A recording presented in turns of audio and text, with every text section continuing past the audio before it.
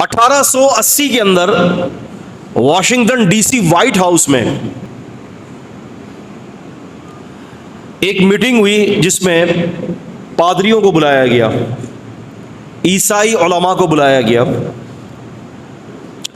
اور وہاں پر بلانے کے بعد یہ بات اس پر تبصرہ ہوا کہ مسلمانوں کے عقائد کو کس طرح سے پارا پارا کر دیا جائے اور ان کے عقائد کو کس طرح سے بگاڑا جائے۔ 1880 واشنگٹن میں وائٹ ہاؤس میں یہ میٹنگ ہو رہی ہے۔ طے ہوا مسلمان قرآن مجید کو تو ایسے مانتے ہیں کہ جس کی کوئی مثال نہیں ہے، لیکن مسلمان اپنے نبی کے فرمودات پر بسا اوقات مذبذب ہو جاتا ہے۔ تو انہوں نے اس چیز کو مد نظر رکھتے ہوئے انہوں نے کہا کہ ان کو حدیث سے گمراہ کر دیا جائے،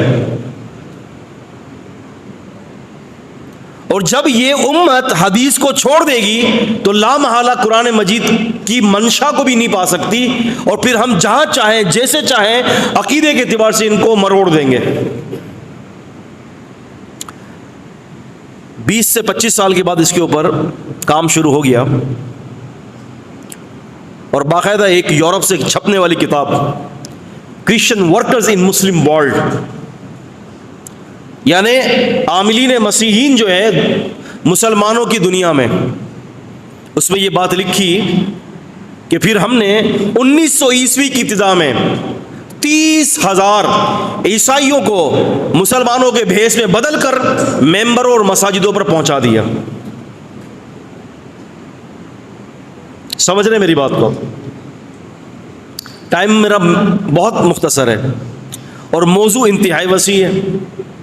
نزول عیسیٰ علیہ السلام، حق باطل، اشکالات جوابات کور نہیں کر سکتا میں، لیکن ہاں اتنی بات ضرور ہے کہ قانون اور رولز آپ کے سامنے رکھ کر آپ کو اس بات کی تیاری انشاءاللہ کروا دوں گا کہ عیسیٰ علیہ السلام کا نزول ہونا اللہ کے رسول صلی اللہ علیہ وسلم کی حدیث سے ثابت ہے، اور جس طرح سے قرآن کسی چیز کا حکم دیتا ہے وہ حتمی ہوتا ہے، تو اسی طرح سے اللہ کے نبی صلی اللہ علیہ وسلم کی بات بھی حتمی ہوا کرتی ہے۔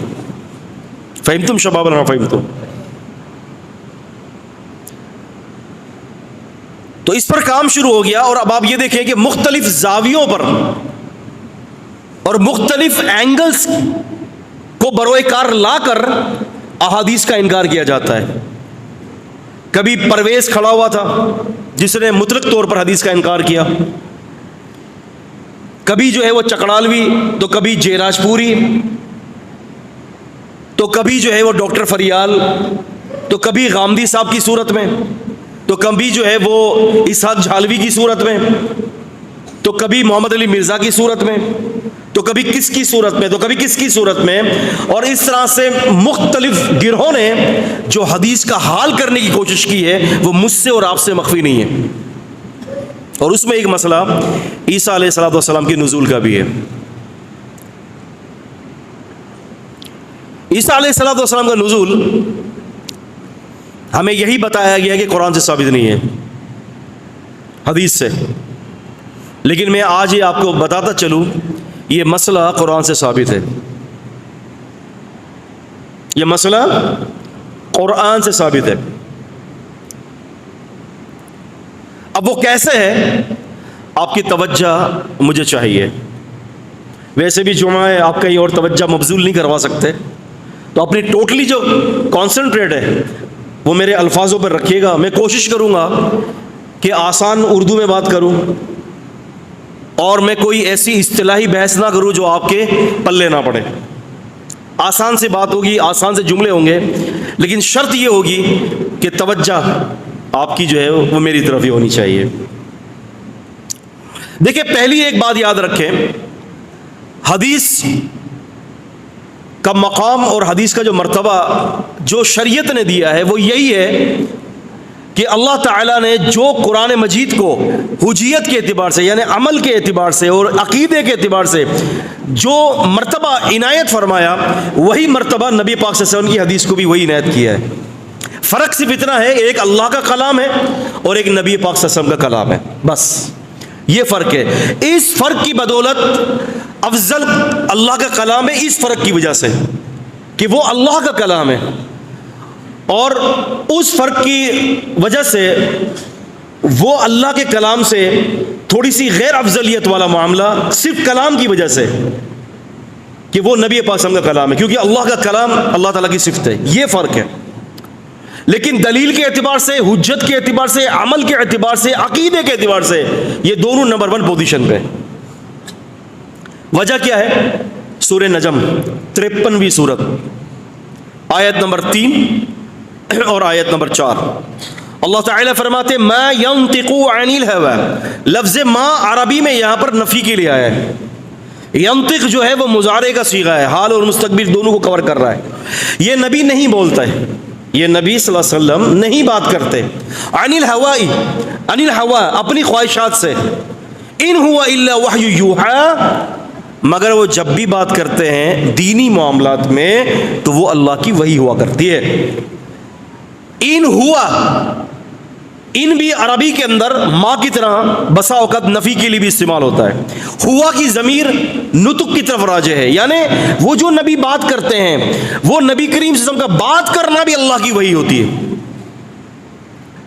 تو پھر ایسا کیسے ہو سکتا ہے کہ جس مسئلے کو 28 صحابہ کرام روایت نقل کر رہے ہیں اور 120 کے قریب احادیث موجود ہیں، تو کیا وہ اللہ کے نبی صلی اللہ علیہ وسلم نے اپنی طرف سے یہ بات کہی ہے؟ ہو ہی نہیں سکتا۔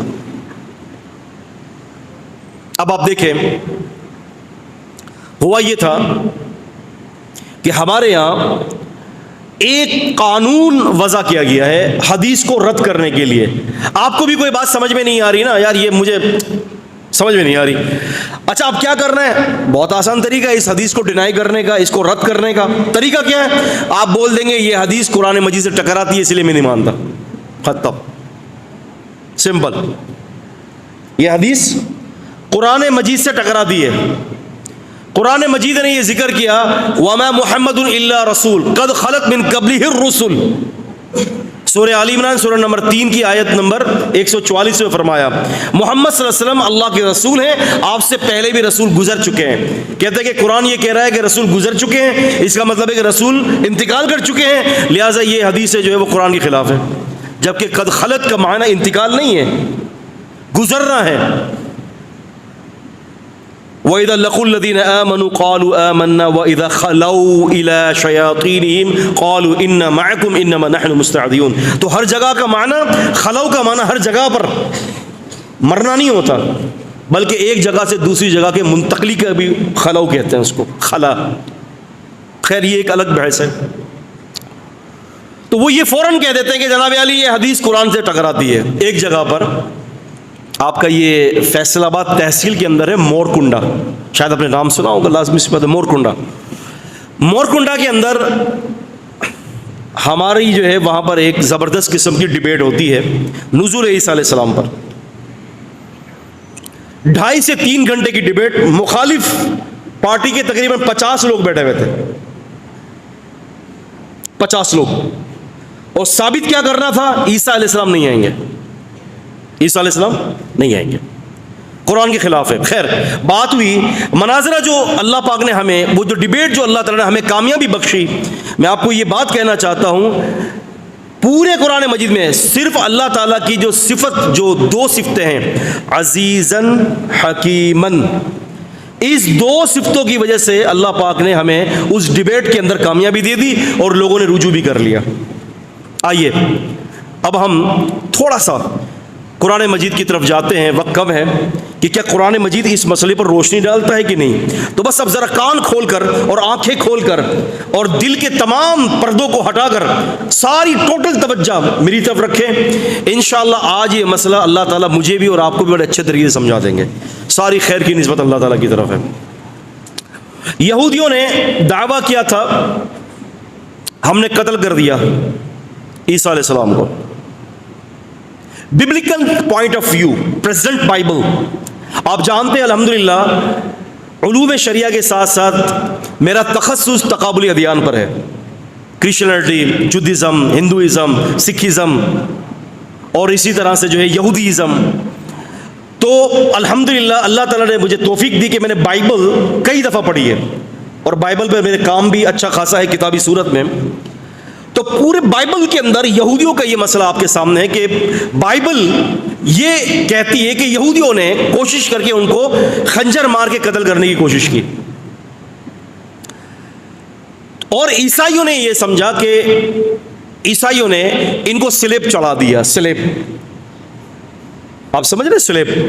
سلیب کیا ہوتا ہے کہ اس طرح سے کراس کا نشان ہو اور دو ہاتھ ایک جگہ پر کسی کیل سے گاڑ دیا جائے، دونوں ہاتھوں کو ادھر اور ادھر، اور سر کو کسی چیز سے باندھ دیا جائے یا سر کے اندر کوئی کیل ٹھوک دی جائے،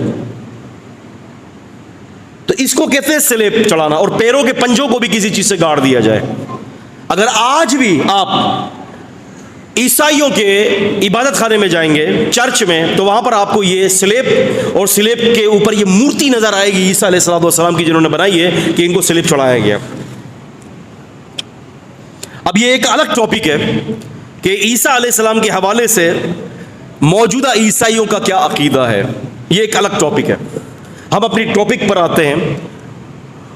تو عیسائیوں نے یہ کوشش کی کہ ان کو سلیب پر چڑھائیں، اور باقاعدہ آج میتھیو کی انجیل میں، گاسپل آف میتھیو میں یہ بات لکھی ہوئی ہے کہ جب عیسیٰ علیہ السلام کو سلیب پر چڑھایا گیا تو عیسیٰ علیہ السلام نے یہ کہا تھا، الائی الائی لما شبقتنی۔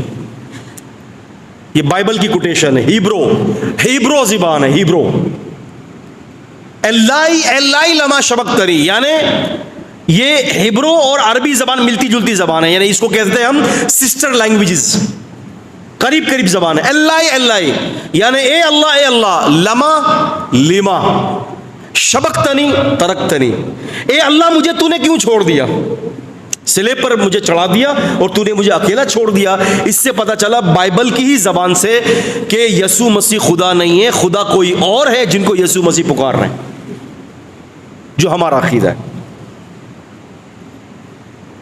تو عیسائیوں کا عقیدہ یہ تھا کہ ہم نے سلیب پہ چڑھا دیا، یہودیوں کا عقیدہ تھا کہ ہم نے ان کو قتل کر دیا۔ اب اللہ تعالیٰ یہ فرماتے ہیں، اس کا ذکر سورہ نساء میں سورہ نمبر 4 کے اندر آیت نمبر 157، 158 اور 159، یہ 3 آیتوں کو ہماری بنیادی آیتیں ہیں جس پر ہم نے بات کرنی ہے انشاءاللہ۔ اللہ تعالیٰ فرماتے ہیں، وَبِكُفْرِهِمْ وَقَوْلِهِمْ عَلَى مَرْيَمَ بُهْتَانًا، یہ مریم جو ہے لفظ غیر منصرف ہے۔ فرمایا ان کا کہنا، ان کا کفر کرنا مریم علیہ السلام پر بہت بڑا بہتان تھا۔ آپ جانتے ہیں کہ انہوں نے ان کے اوپر جو ہے وہ زنا، ایڈلٹ کا جو ہے بہت بڑا ایک الزام لگایا تھا، ایڈلٹری کیس کا۔ اللہ تعالیٰ نے نفی کر دی کہ یہ بہت بڑا ان کا بہتان تھا۔ کیوں؟ کہ مریم علیہ السلام کو جو اللہ تعالیٰ نے اولاد بخشی، وہ اولاد کسی آدمی کے اختلاط سے نہیں ہوئی۔ وَلَمْ يَمْسَسْنِي بَشَرٌ وَلَمْ أَكُ بَغِيًّا، سورہ مریم سورہ نمبر 19 کی آیت نمبر 22، 23، 24، 25 آپ پڑھ لیں۔ کہتی ہیں کہ مجھے آج تک کسی بشر نے ہاتھ تک نہیں لگایا، اور میں اللہ تعالیٰ کی باغی نہیں ہوں کہ میں غلط طریقے سے اولاد کو پیدا کروں، نہیں۔ تو ان کا الزام یہ تھا، نعوذ باللہ من ذالک، کہ مریم جو ہے وہ زانیہ ہے، اور عیسیٰ علیہ السلام کو العیاذ باللہ نقل کفر نباشد، وہ زنا کی اولاد بھی کہتے تھے، نعوذ باللہ من ذالک۔ اور دوسری بائبل ببلکل پوائنٹ آف ویو سے یہ کہتے تھے کہ یہ مریم کا جو خاوند تھا وہ یوسف تھا، اور لوقا کی انجیل اور متی کی انجیل یعنی متا کی انجیل کے اندر پورا نسب نامہ دیا ہوا ہے، ایک نسب نامے میں یوسف غائب اور دوسری نسب نامے میں یوسف موجود ہے، یعنی بائبل خود کانٹرڈکشن کا شکار ہے۔ تو دو باتیں ان لوگوں نے کی ہیں، مریم علیہ السلام پر بہتان لگایا۔ میں یہاں پر آپ کو ایک لطیفہ سنا دوں، اگر آپ مجھے کہیں تو میں آپ کو ایک لطیفہ سناتا ہوں۔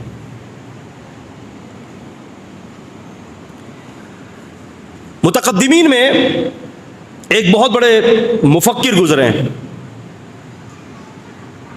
امام باقلانی رحمۃ اللہ علیہ۔ یہ سنیے گا، بڑا زبردست قسم کا یہ واقعہ ہے. لطیفے سے مراد کوئی مذاقی چیز نہیں ہوتی.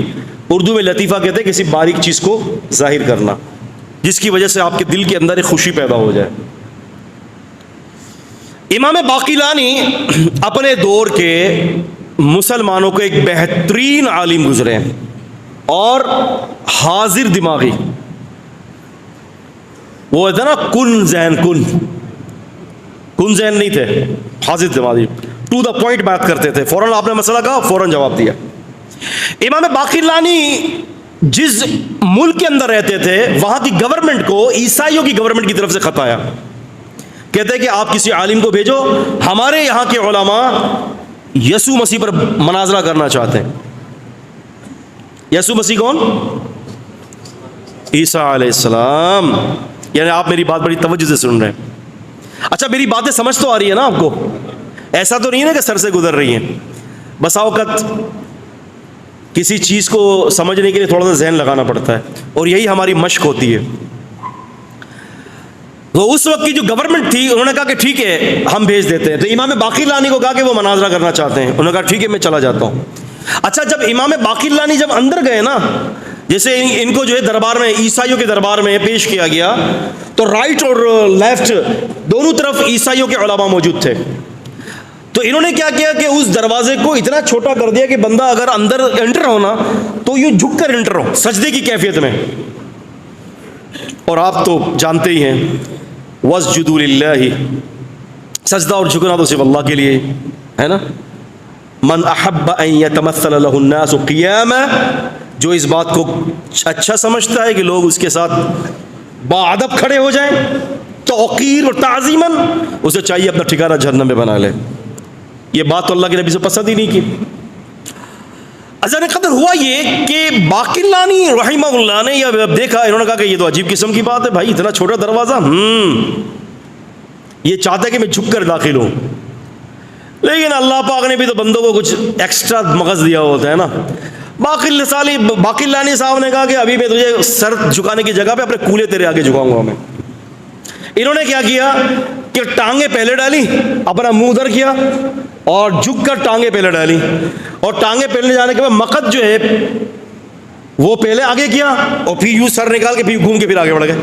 چلو بھائی پہلی تو مصیبت ٹلی. پھر کہنے لگے کہ عیسائیوں کے علماء نے کہا بتاؤ تم کیا کہتے ہو مریم عائشہ کے بارے میں جن پر بہتان لگی تھی. کون عائشہ؟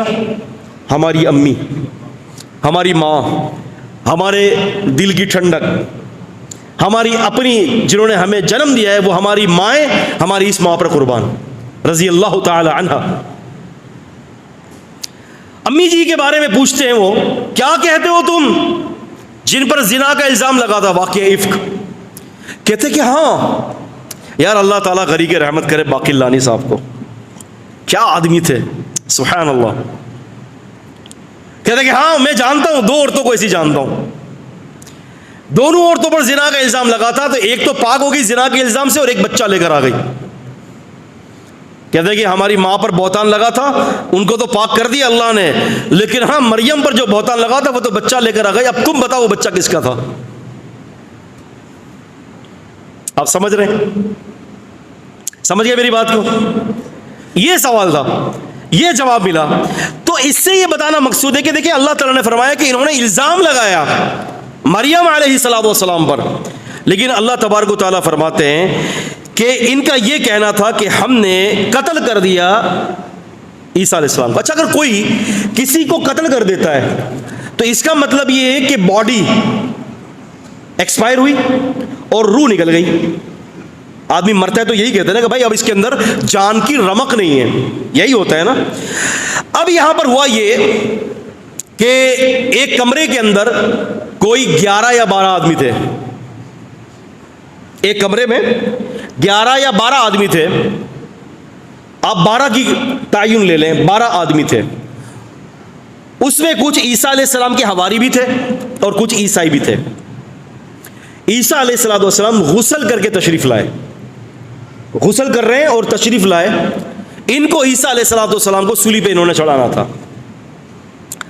اب عیسیٰ علیہ السلام نے بقول سیدنا ابن عباس رضی اللہ تعالی عنہما کے کہ ابن عباس رضی اللہ عنہما سند صحیح ہے اس کی، وہ کہتے ہیں کہ انہوں نے مشورہ کیا سیدنا عیسیٰ علیہ السلام نے کہ میری جگہ پر جو سولی پر چڑھ جائے گا میں اس کو جنت کی بشارت دیتا ہوں۔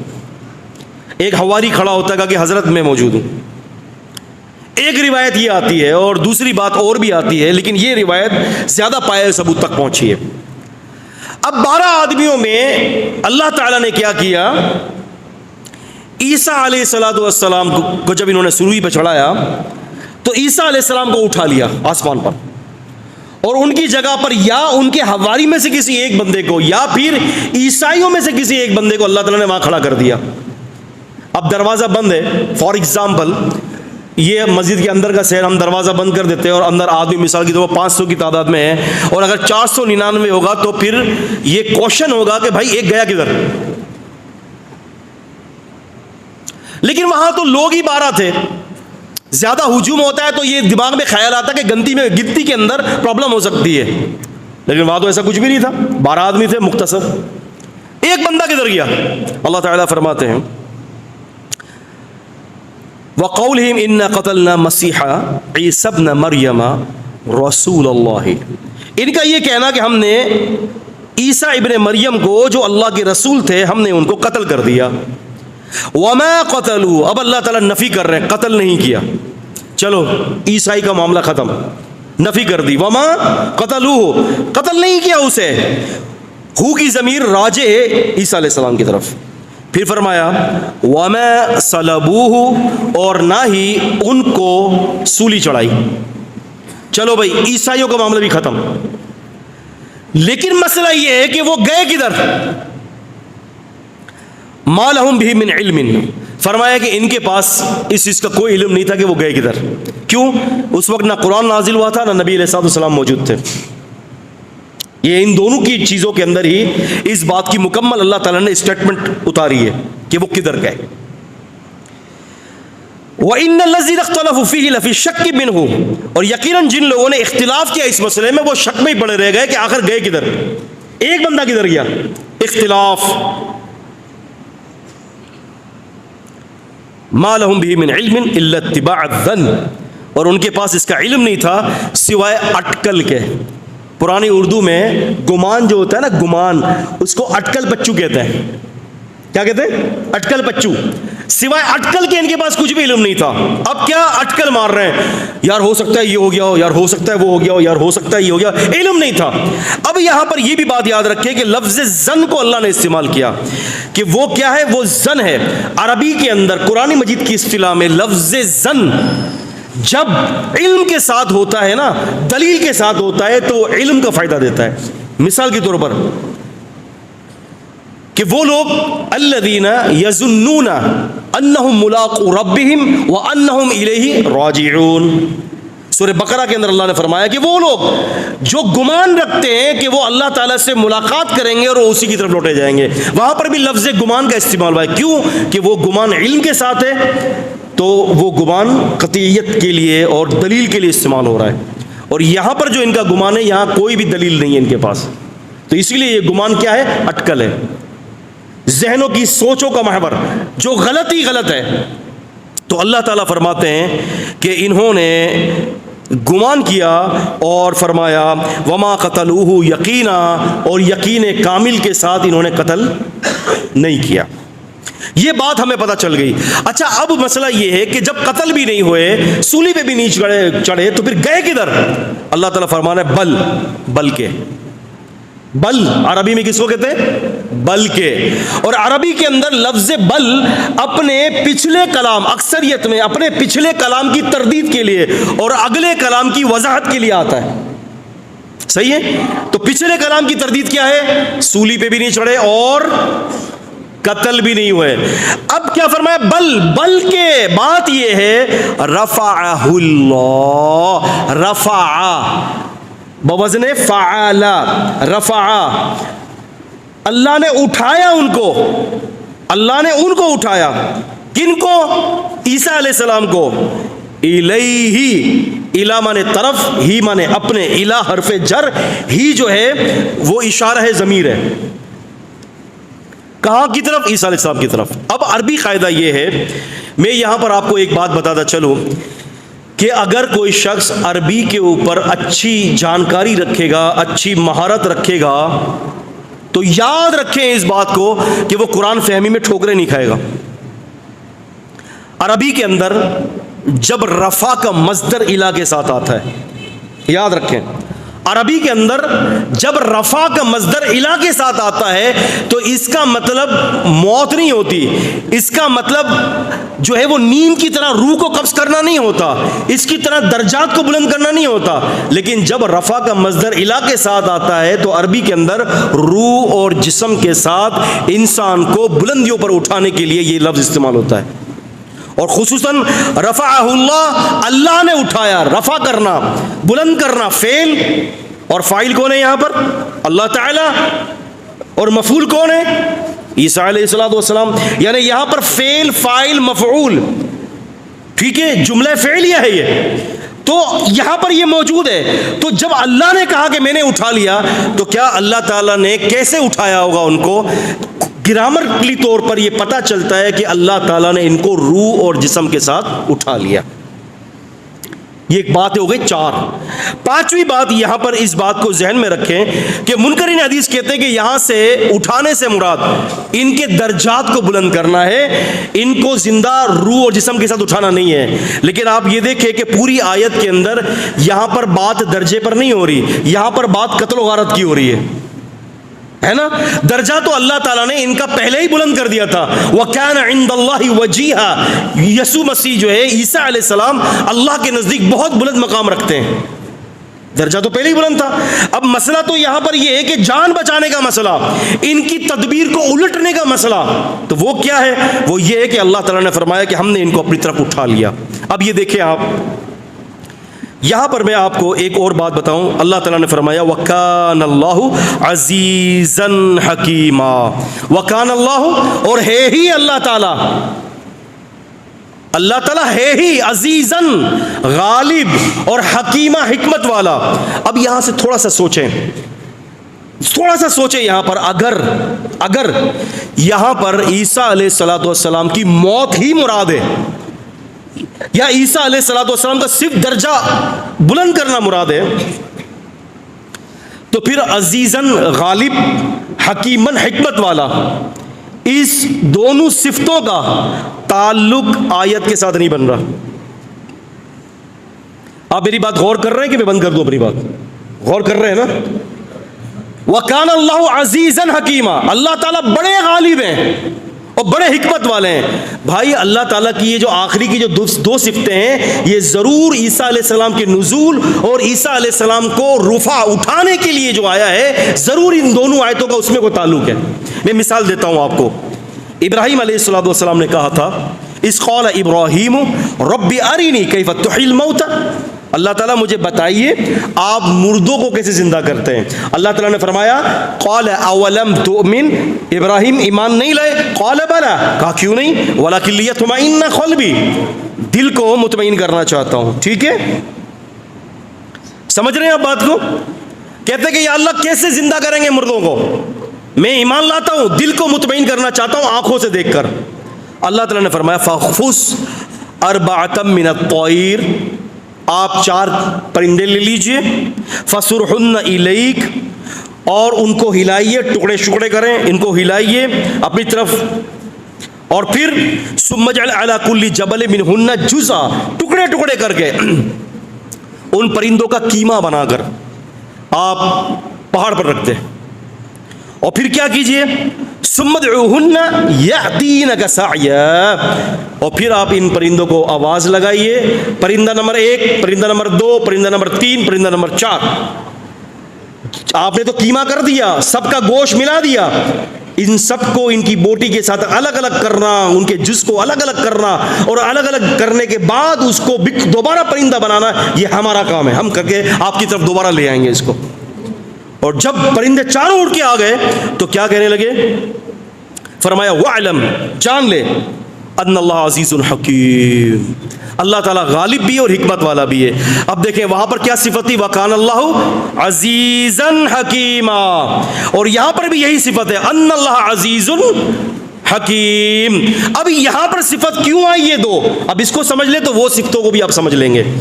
یہاں پر اللہ تعالیٰ یہ بتا رہے ہیں کہ میں غالب ہوں, میں اس بات پر غالب ہوں کہ میں مردوں کو دوبارہ زندہ کر سکتا ہوں. آپ سمجھ رہے ہیں؟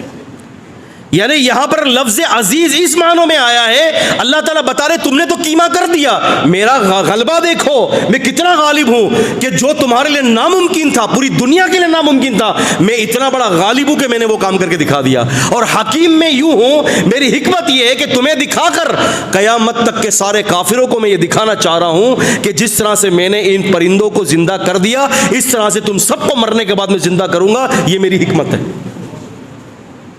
ٹھیک ہے, اب آئیے سورہ نساء کی طرف. اب سورہ نساء میں یہاں پر وہی دو صفات ہیں, وَكَانَ اللَّهُ عَزِيمًا حَكِيمًا. اگر یہودیوں کی بات مان لیتے ہیں کہ عیسیٰ علیہ السلام کو انہوں نے قتل کر دیا, تو اللہ تعالیٰ کی یہ صفت یہاں پر فائدہ نہیں دے رہی. کیا اللہ نے اپنی حکمت دکھائی؟ کیا اللہ تعالیٰ یا غالب ہے؟ غالب ہونے کی تو کوئی چیز ہی نہیں ہے نا, سبھی تو مرتے ہیں. اور حکمت کیا ہے؟ کوئی حکمت نہیں ہے, سبھی تو مرتے ہیں. اللہ تعالیٰ نے یہ بتایا اللہ تعالیٰ غالب ہے, اس بات پر غالب ہے کہ ایک بندے کو تم میں سے ہی روح اور جسم کے ساتھ دوبارہ آسمان پر لے جائے اور اس کو قیامت تک زندہ رکھے. اللہ اس پر غالب ہے. اور حکیم یہ ہے کہ دوبارہ ہم بھیجیں گے. کس لیے بھیجیں گے؟ تاکہ سارے اہل کتاب مسلمان ہو جائیں اور سب کو یہ پتہ چل جائے کہ عیسیٰ علیہ السلام اللہ کے بندے ہیں, اللہ کے رسول ہیں, اللہ نہیں ہیں. یہ ہماری حکمت ہے دوبارہ ان کو بھیجنے میں. آپ سمجھ رہے ہیں؟ یہ حکمت ہے. تو فرمایا اللہ تعالیٰ نے کہ بر رفع اللہ الیہ, بلکہ اللہ تعالیٰ نے ان کو اپنی طرف اٹھا لیا. وکان اللہ عزیزا حکیما, اور اللہ تعالیٰ ہے ہی غالب اور حکمت والے. اور اگلی آیت میں فرمایا وَإِن مِّنْ أَهْلِ الْكِتَابِ, اہل کتاب میں سے کوئی بھی ایسا نہیں ہے, الا مگر لِيُؤْمِنَنَّ بِهِ قبل موتہ. یہاں پر نون پر تشدید جو ہے یہ تاکید کے لیے استعمال ہوئی ہے, وہ ضرور بالضرور. اور آپ یہاں پر دیکھیں لام کے اوپر زبر بھی تاکید کے لیے ہے اور نون مشددہ بھی تاکید کے لیے ہے. یعنی وہ ضرور بالضرور تمام اہل کتاب اپنے مرنے سے پہلے جو ہے وہ عیسیٰ علیہ السلام پر ایمان لائیں گے. اگر عیسیٰ علیہ السلام کی وفات ہو گئی ہے بقول ان کے, تو پھر اہل کتاب تو ابھی تک کوئی, اب یہ سارے کے سارے تو مسلمان نہیں ہیں. کب مسلمان ہوں گے؟ لا محالہ دوبارہ عیسیٰ علیہ السلام واپس آئیں گے تو یہ مسلمان ہوں گے. ایک چھوٹی سی آخری آیت اور پھر میں اپنی بات کو مکمل کرتا ہوں. اللہ تعالیٰ فرماتے ہیں یکلمون الناس فی المہدی, یکلمون الناس فی المہدی. سورہ آل عمران سورہ نمبر 3 کی آیت نمبر 47 ہے. وہ لوگوں سے بات کرے گا ماں کی گود میں بھی اور کہل عمر کے اندر بھی. ماں کی گود میں کلام کرنا سورہ مریم 19ویں سورت کی آیت نمبر 18, 19, 20, 21, 22 سے 34 تک وہاں پر عیسیٰ علیہ السلام کا کلام موجود ہے کہ انی عبداللہ آتانی الکتاب, میں اللہ کا بندہ ہوں, مجھے کتاب دی گئی ہے, مجھے برکت والا بنایا گیا ہے, میں جب تک زندہ رہوں گا. یہ ساری چیزیں وہاں پر موجود ہیں اور وہ ماں کی گود میں کلام کر رہے ہیں. کیف نکلم من کان فی المہد صبیا, لوگوں نے کہا تھا کہ یہ بچہ کیسے بات کرے گا ہم سے, یہ تو ماں کی گود میں, یہ تو ابھی پیدا ہوا ہے, یہ ہم سے کیسے خطاب کرے گا. فاشارت الیہ, جیسے ہی عیسیٰ علیہ السلام کی طرف مریم علیہ السلام نے اشارہ کیا, عیسیٰ علیہ السلام نے بات چیت کرنا شروع کر دی. تو قرآن کہہ رہا ہے یکلمون الناس, وہ لوگوں سے کلام کرے گا فی المہدی, ماں کی گود میں. تو ماں کی گود میں کلام کیا. وکہلا, اور وہ ادھیڑ عمر میں بھی لوگوں سے خطاب کریں گے. اب ادھیڑ عمر تو 40 سال کی بنتی ہے. اللہ تعالیٰ سورہ احقاف سورہ نمبر 46 کی آیت نمبر 15 میں کہتے ہیں نا کہ جب بندہ 40 سال کے لیے 40 سال کا ہوتا ہے تو اپنے والدین کے لیے دعائیں کرتا ہے, یعنی ادھیڑ عمر میں. اور تمام منکرین حدیث اس بات کے اوپر جو ہے وہ متفق ہے, اور عیسائی بھی متفق ہے کہ عیسیٰ علیہ السلام کی جو ہے وہ وفات بقول ان کے 33 سال کی عمر میں ہوئی ہے. کتنی سال میں؟ قرآن یہ کہہ رہا ہے کہ ادھیڑ عمر میں گفتگو کریں گے. ادھیڑ عمر ہوتی ہے 40 سال کی. اب قرآن مجید کی اس آیت کے اندر ایک بہت بڑی کمی واقع ہو رہی ہے. اگر آپ یہ کہتے ہیں کہ عیسیٰ علیہ السلام کی وفات ہو گئی ہے تو یہ آیت کبھی بھی پوری نہیں ہو سکتی، کیونکہ انہوں نے تو ادھیڑ عمر میں تو بات ہی نہیں کی کسی سے. وہ تو ادھیڑ عمر سے پہلے ہی چلے گئے اس دنیا سے. اللہ کے رسول صلی اللہ علیہ وسلم فرماتے ہیں، نبی پاک صلی اللہ علیہ وسلم فرماتے ہیں کہ عیسیٰ علیہ السلام نازل ہوں گے اور زمین میں 7 سال رہیں گے. کتنے؟ 7 سال. پہلے 33 سال اور واپس آئیں گے تو کتنے؟ 7 سال. 33 اور 7 40 سال کی عمر میں لوگوں سے خطاب کریں گے. تو قرآن کی آیت عیسیٰ علیہ السلام کے نزول کو ماننے کے بعد اور حدیث کو ماننے کے بعد ہی پوری ہوتی ہے، ورنہ قرآن مجید کی آیت کے اندر نقص قیامت تک رہے گا. آپ سمجھ رہے؟ تو پتہ یہ چلا عیسیٰ علیہ السلام نازل ہوں گے. اللہ تعالیٰ سے ہم دعا کرتے ہیں کہ یہ جو بات کہی ہے، مجھے اتنا ہی ٹائم دیا گیا تھا، اللہ تعالیٰ اس میں ہمارے لیے ہدایت کا ذریعہ بنائے.